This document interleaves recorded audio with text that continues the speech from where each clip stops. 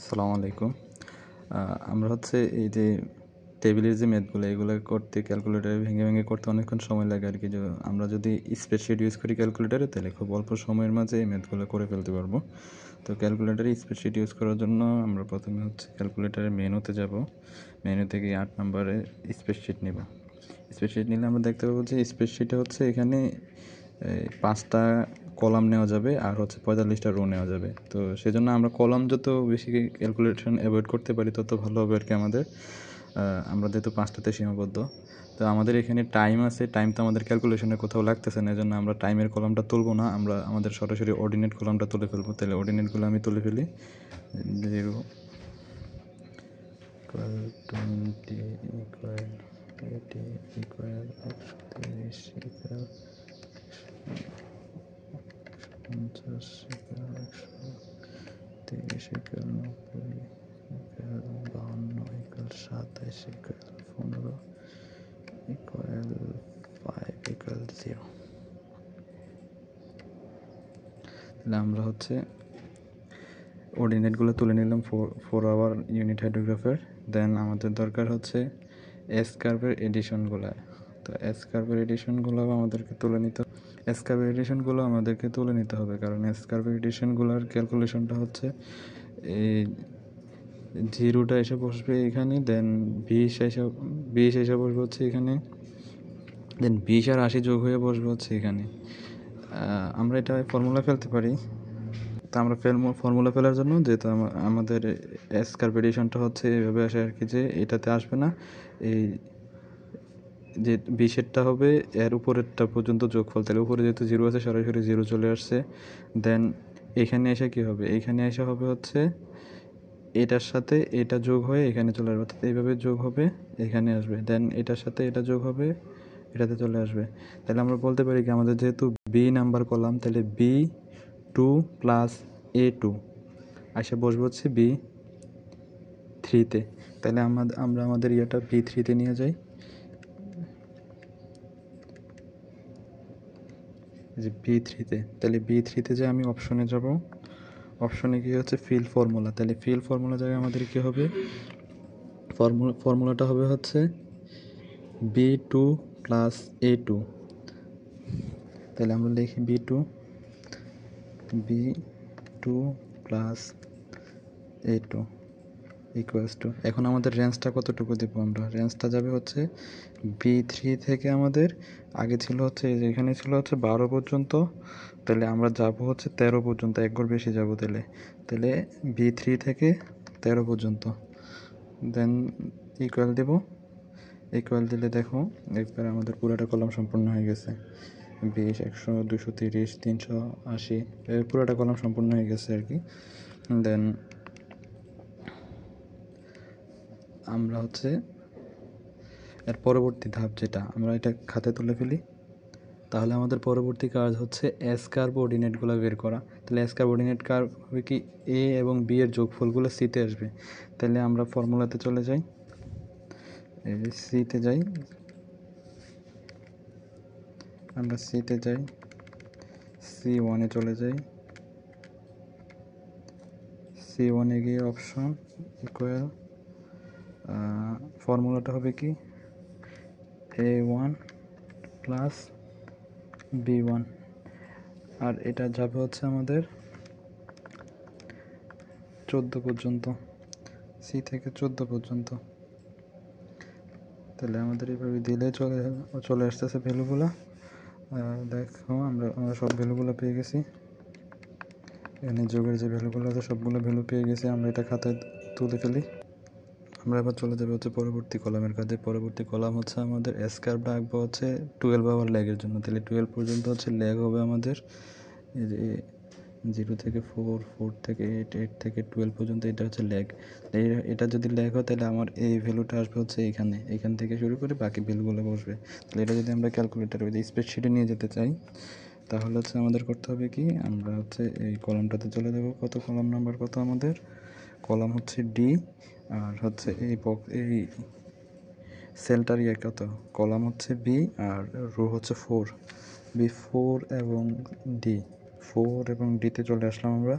এখানে বসবে আমাদের কত C1 বসবে, এই যে এই ভ্যালুটা বসবে আমাদের, তাহলে C1টা এসে বসবে আমাদের হচ্ছে এখানে D4-এ বসবে। তাহলে D4-এ আমরা হচ্ছে এতে যাব, ফর্মুলাতে যাব, ফর্মুলা ফিল করব, ফর্মুলাতে যাব হচ্ছে এখানে আসবে আমার C1, তাহলে C1 ইকুয়ালস টু ডি এর 4 থেকে হচ্ছে 14 বা 15 পর্যন্ত আমরা বাড়াই দিই, 15 পর্যন্ত দিই, যদি ভ্যালু থাকে যাবে, নাহলে 0 বসে যাবে আর কি। তো আমাদের এই ভ্যালুগুলো চলে আসছে সবগুলো, এখানে আমরা দেখতে পাচ্ছি ভ্যালুগুলো চলে আসছে। এই যে আমাদের 15তেও একটা ভ্যালু আসছে, তাহলে 15 পর্যন্তই হবে।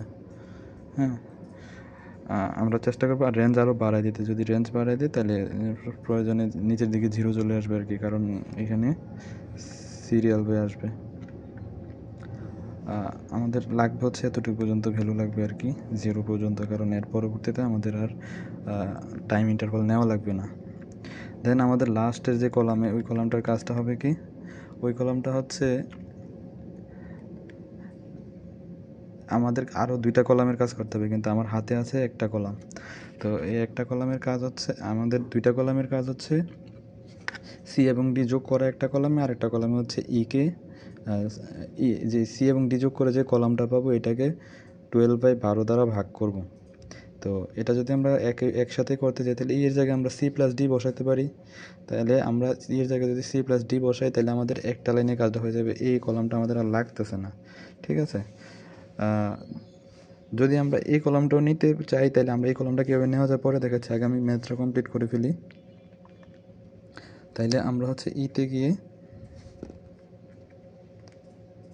E1-এ গিয়ে আমরা হচ্ছে ফর্মুলা দেবো হচ্ছে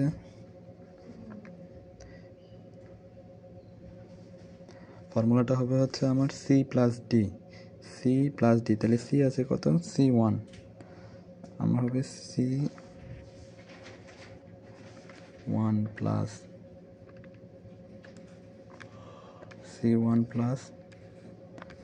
D1কে আমরা ভাগ করব কত দ্বারা, ভাগ করব 3 4 12, 3 দ্বারা ভাগ করলে হয়ে যাচ্ছে আমাদের, তাই না, 3। এটা আমরা করব কত, E1 থেকে E14 পর্যন্ত।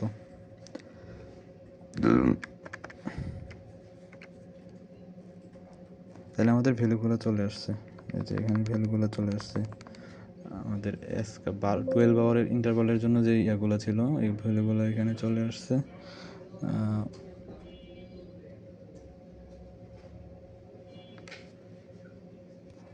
সরি, আমি একটু ভুল করছি, আমাদের এটা হবে মাইনাস সি মাইনাস ডি, ই ভ্যালুটা হবে হচ্ছে সি মাইনাস ডি। তাহলে আমরা ফর্মুলাটা একটু আবার লিখি,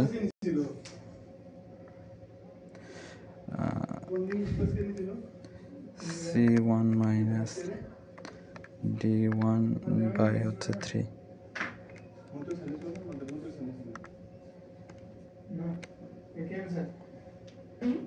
এবার চলে আসছে আমাদের ভ্যালুগুলো।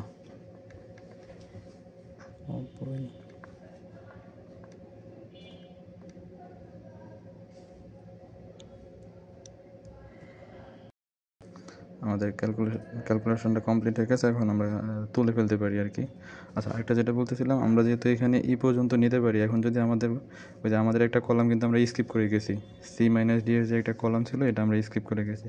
তো এইটাও যদি আমরা ক্যালকুলেটরে বাইর করতে চাই বা কোনো ম্যাথে যদি আমাদের এই কলামটার প্রয়োজন হয় তাহলে আমরা করব কি, আমরা নির্দিষ্ট একটা সংখ্যা থেকে, আমরা 21 থেকে যদি আবার শুরু করি তাহলে আমার 21 থেকে আমরা কী করব, এই কলাম এখান থেকে শুরু করে নিচের দিকে আমরা কী করব, সি মাইনাস ডি করবো। তাহলে C1 মাইনাস D1, আমাদের ফর্মুলাটা হবে হচ্ছে C1 মাইনাস D1। আমাদের কয়টা ঘর ছিল, 14টা ঘর ছিল, তাহলে 34 পর্যন্ত নিব আমরা।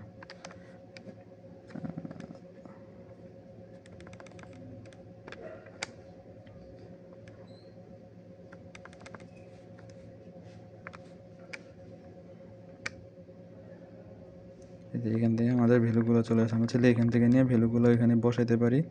আর এটার পরবর্তী কলামে আমরা যে এর আগে যে কাজটা করলাম E/12 যে কাজটা, যেটা এখানে করতে পারি আর কি, যে আমাদের এটা ছিল কত, A21 বাই হচ্ছে 3, এটা আসবে আমাদের 34 পর্যন্ত। সরি আমাদের এটা ছিল বি, বি কলামে তুলছি তো আমরা এই জন্য ভ্যালুগুলো দেখাইনি। Option 1 B 21/3।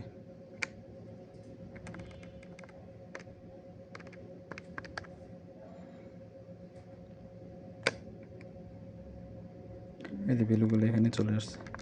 আমরা চাইলে এইভাবে করতে পারি আর কি। অন্যান্য ম্যাথগুলো এই বেসিকগুলো ইউজ করে করা যাবে। আর একটা বিষয় হচ্ছে এখানে আমাদের কিছু কিছু ম্যাথে এই ভ্যালুগুলো বের করার পর হচ্ছে সাম বের করার প্রয়োজন হয় আর কি। তো সেক্ষেত্রে আমরা করতে পারি সামটাও খুব সহজেই এক্সেল শিট ইউজ করে করতে পারি। আমি যদি এই কলামটার এতটুকু পর্যন্ত সাম করতে চাই তাহলে হচ্ছে আমি অপশনে যাব, গিয়ে হচ্ছে এখানে নিচে আসবো, নিচে আসলে এখানে এই যে সাম আছে, মিন আছে, মিন ম্যাক্সিমাম এগুলো করা যায় আর কি। তো আমরা সাম যদি নির্ণয় করতে চাই তাহলে প্রথমত সাম নেব, সাম নেওয়ার পরে হচ্ছে আমার দরকার C1 থেকে C14 পর্যন্ত সাম করা। তাহলে আমি C1 থেকে আমরা হচ্ছে এই যে আলফা এইটাতে চাপটা হচ্ছে কোলনটা চলে আসবে আর কি। এরপরে আমরা হচ্ছে C14 নিব, C14 নিয়ে প্যাকেটটা ক্লোজ করে দিয়ে আমরা ইকুয়াল দিলে এখানে পুরোটা সামটা চলে আসবে। এই যে পুরোটা সাম চলে আসছে। খুব সহজে এবং ইজিলি ম্যাথগুলো করা যায় আর কি। অনেক অনেক টাইম সেভ হবে। আশা করি অনেকের উপকারে আসবে আর কি ভিডিওটা। থ্যাংক ইউ সবাইকে।